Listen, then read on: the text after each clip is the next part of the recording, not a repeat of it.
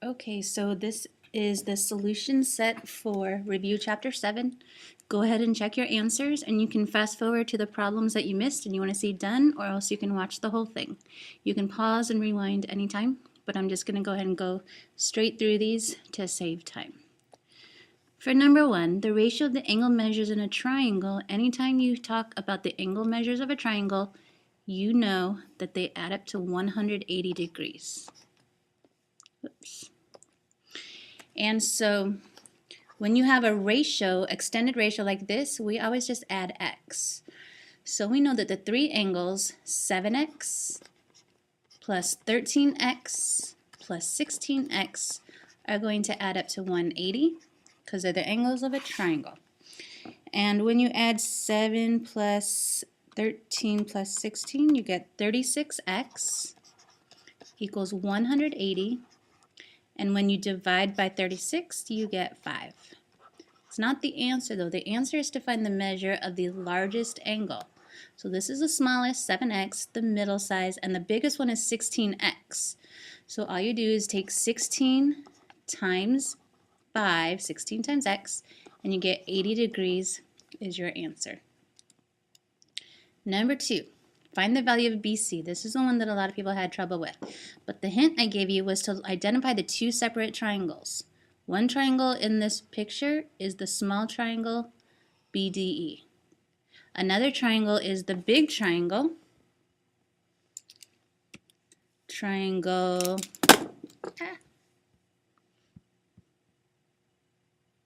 it in red. Triangle BAC.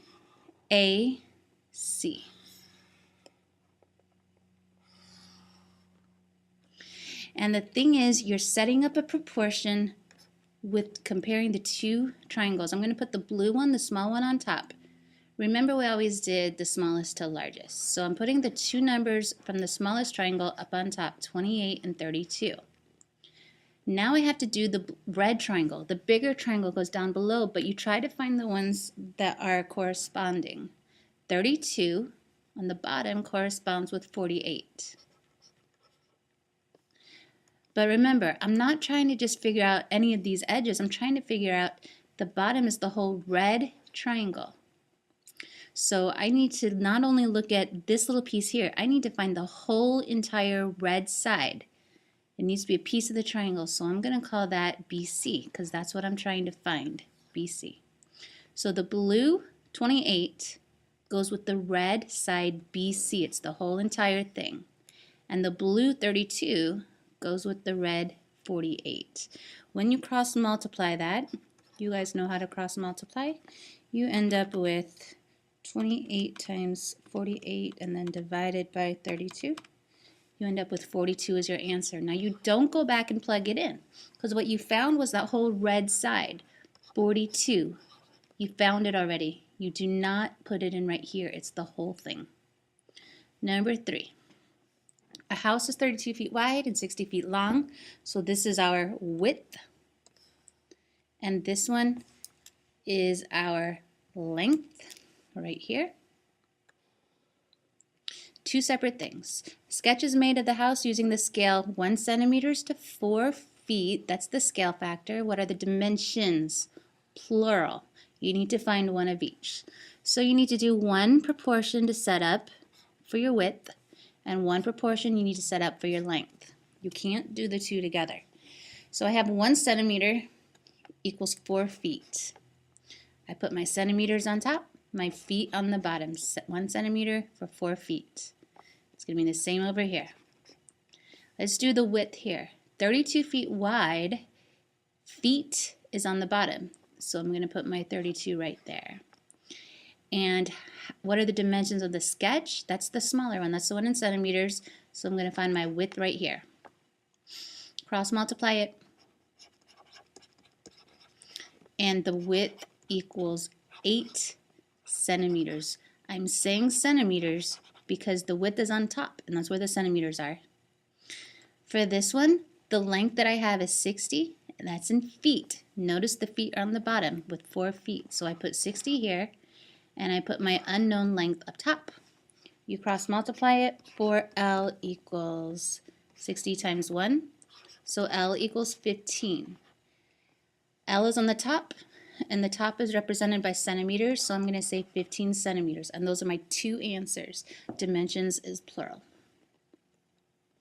For number 4, all you do is you cross multiply. Just remember that you're multiplying 20 times the whole thing, x plus 1, and then you take 14 times the whole thing, x minus 1. And then the rest is just distribution. 20 times x plus 20 times 1 equals 14 times x minus 14 times 1. And then you go ahead and subtract 14x from both sides. Don't forget about all the work you did on solving equations. That makes 20 minus 14. And you get 6x, but now you have to subtract 20 from both sides. You get negative 34. When you divide both sides by 6, your answer will be negative 5.7. Number 5. A tree is standing next to a 40-foot high building. You are talking about two different things. You're talking about a tree, and you're talking about a building. That's my tall, slim building there. Okay, the tree has an 18-foot shadow. The shadow's on the ground. The building has a 16-foot shadow. Draw the tree, the building. Each of them have shadows. How tall is a tree? That's the question. So I put an X right there. How tall is a tree? That's my X. Fill in the rest of your information. A 40-foot high building. That's how tall the building is, 40. The tree has an 18-foot shadow. An 18-foot shadow belongs on the tree. While the building has a 16-foot shadow, the 16-foot shadow belongs on the building. So now what you need to do is set up a proportion that you can cross multiply. X over 18, this over this, equals 40 over 16. So when you cross multiply, you get 18 times 40, and then you divide by 16. X equals 45, and it's feet.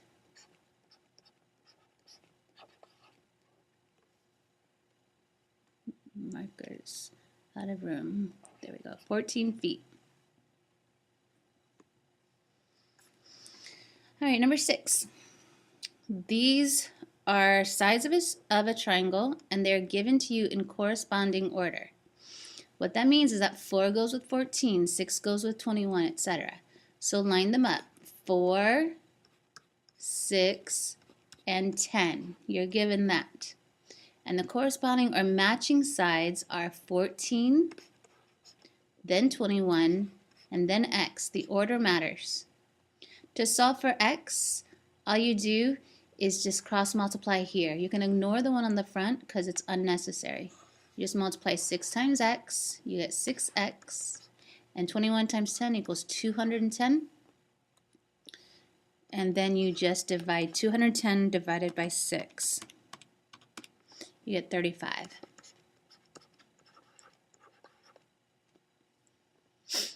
For number 7, you have to find the area, and this is one of the trickiest ones. Everything in chapter 7 is about, or most of the things in chapter 7 are about setting proportion and solving, cross multiplying. So we need to look at our scale factor. This triangle is represented by 12. This triangle is represented by 18.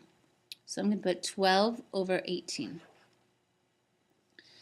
The problem is that I'm looking for area. I can't use 12 over 18. Area is always squared. So what you have to use is 12 squared and 18 squared. Don't do that for perimeter, only do for this one that's talking about area. So 12 squared is 144, and 18 squared is 324. That's the ratio you can use. 12 squared and 18 squared. Now I have to find area. So the area I know is 18, but that's in the smaller triangle. So I'm going to put up top with the smaller triangle. And the area that I do not know is in the bigger triangle, so I'm going to let that be my variable. So when you cross multiply, you get 324 times 18, and then you divide by 144, and your answer is 40.5, and that would be feet squared. And the last one from chapter 8 is to find BD. All right, the thing about this was when it's broken up into 4 pieces like this piece, and this piece in green, and this piece in purple, there it is,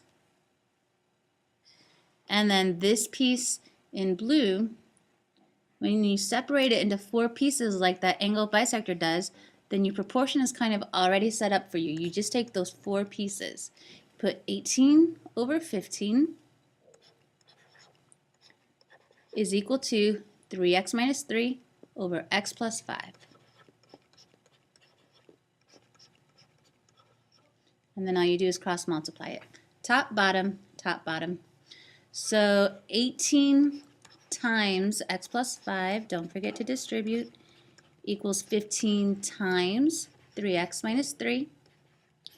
That is 18x plus 90 equals 45x minus 45. Subtract 18x from both sides, and you get 27x. Add 45 to both sides, and you get 135. When you take 135 divided by 27, you get 5.